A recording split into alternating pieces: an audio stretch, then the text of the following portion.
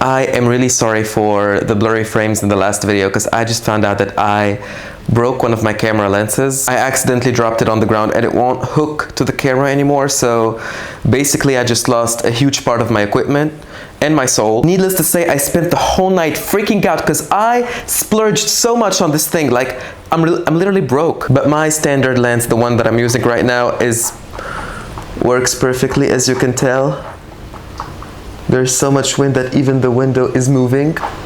It's just not the best in the low light mode. The other one was perfect for the night shots, but I fixed the mic, which is why the sound is so much better now. You can tell the difference with the ending of the last video. So it's 50-50. I am semi-happy, semi-destroyed. Speaking of the mic is hidden under this little guy's head. This guy is The Little Prince by Antoine de Saint-Exupéry, my all-time favorite book. My grandmother gave it to me in 2002. She would tuck me in bed, read a few chapters for me until I drift off to sleep. I don't want to spoil it to you guys if you ever want to read it, but it's basically about a little prince that came to Earth looking for friends, tired of the loneliness that he felt when he was living on a star in the sky. You're not gonna understand anything from what I just said, but you'll get the meaning once you read it. And every night she'd tell me that I can do like this little kid and pick my own star in the sky. I don't know why I'm looking at the sky now, it's daytime. But yeah, she used to tell me to pick my own star, name it, take care of it, because it will always look after me. So I named it Taylor because my grandmother loves Elizabeth Taylor a lot. And that was the main reason why I was always amazed by everything that involves stars, astrology, that kind of stuff. Up till this day, I look up to the sky at night and mind communicate with my star. I'm not deranged, I'm just an innocent kid that still believes in innocent things like these. So whenever I feel down, I look up to the sky,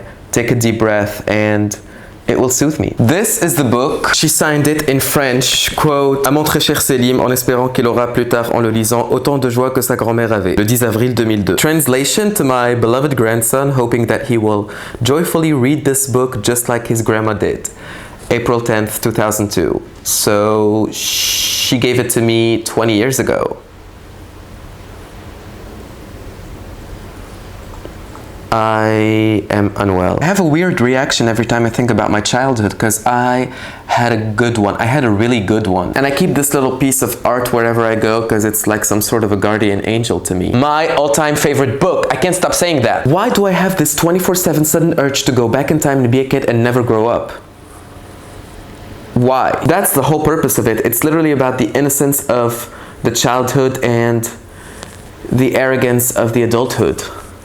I hate that word. Yeah, adulthood sucks. Adults never taught me to enjoy every minute of me being a kid, and when I think about it, it kind of makes me sad, because then life hits you and you start having all these responsibilities and all these grown-up stuff that you have to do. They never taught us to enjoy everything while it lasts, so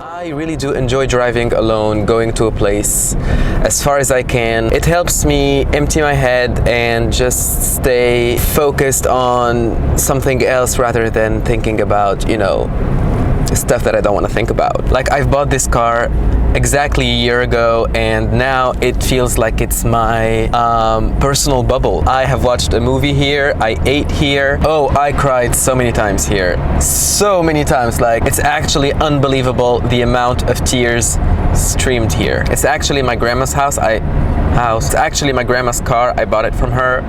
There are a lot of grandma references in this video. So shout out to her, because she's just incredible. Can driving be interpreted as therapy? Because it is for me. What I love most about the driving is that nowadays I can go to a place that I never went to. Like, I can get lost in some place and discover some beautiful corners, and when I'm done, I can just hit the localization app and go back home. And trust me, these past few months have all been about me just going to places I've never went to before and just be mesmerized by them. I even thought about doing a road trip by myself, like going on some kind of a never-ending road trip by myself and just feel free. Also, driving had made me realize that I would rather live in a city where there are no cars.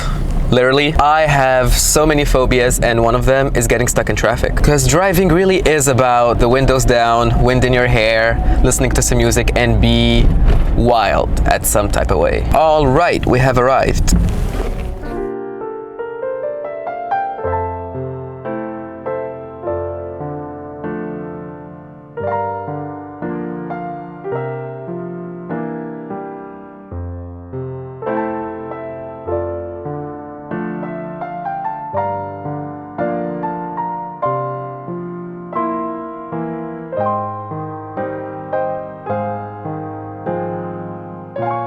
I have a special love for unknown places and unknown corners. I think that they feel like you have found a gem. You just sit there and no one can find you. That's what I think is, for me, one of my comfort zones. Actually, I want to go to a place that I discovered last summer. I think it's here, not sure. I don't know why people keep staring at me when I'm talking to myself in my car.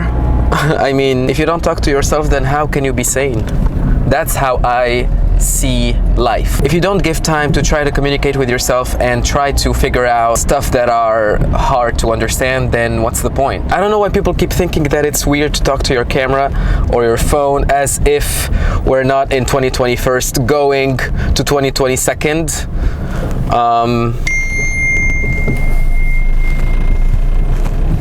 Does say a lot about our friendships and relationships. We don't spend much time anymore communicating in real life. We're just lost in our phones, and yeah, at least I am lost in my vlog. I am upgrading. Okay, now I'm lost. I think it's the golden hour. Go and take pictures, guys. Speaking of pictures, I really want to talk to you guys about something that really annoys us as camera owners. You constantly asking us to take pictures of you. Stop doing that. It may seem like it doesn't annoy us, but it does a lot. I mean, I have no problem with saying no. Can you take a picture of me? No. No. But for those who find it hard to say so, they're in complete depression. So please stop asking us to take pictures of you. Alright, if I'm not gonna find my secret place, I swear to God, I'm gonna go back to my hotel room. I think it's here.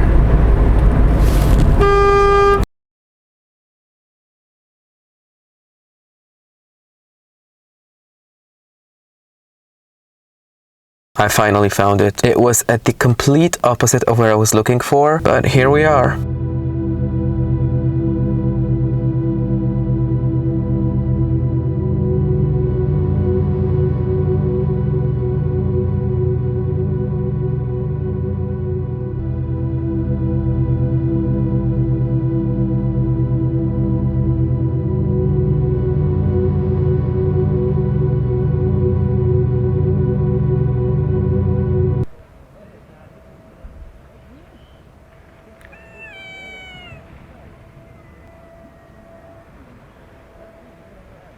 I think that having a special spot for you, or even for you and your partner, can only be beneficial because you create so much memories there, and it's actually nice to be reminiscing.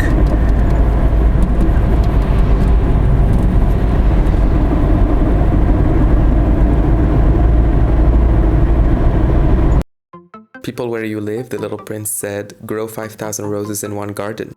Yet they don't find what they're looking for. They don't find it, I answered. And yet what they're looking for could be found in a single rose or a little water. Of course, I answered. And the little prince added, but eyes are blind. You have to look with the heart. The most beautiful things in the world cannot be seen or touched. They are felt with the heart.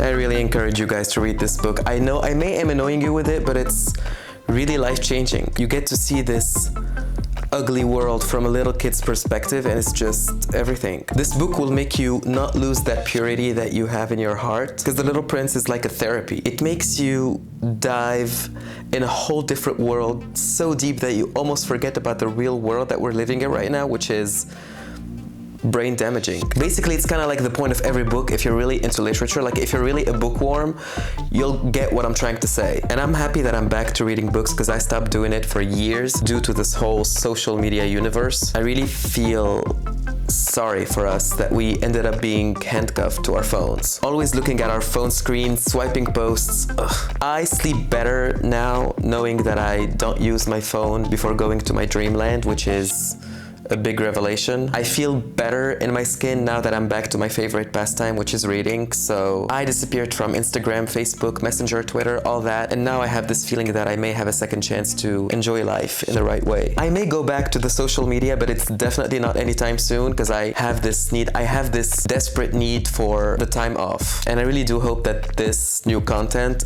can make you feel at ease, vibe to it, and just chill for a couple of minutes before going back to reality. So yeah.